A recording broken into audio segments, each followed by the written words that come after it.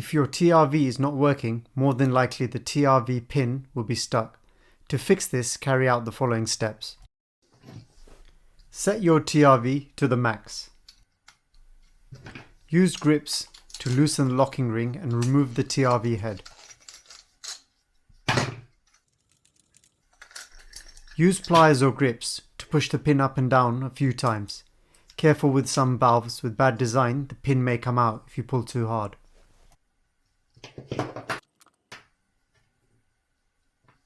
Apply some silicone grease to help the pin move more freely.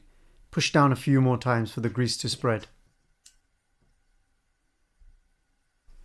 In reverse order, put the TRV head back on and set to the original number.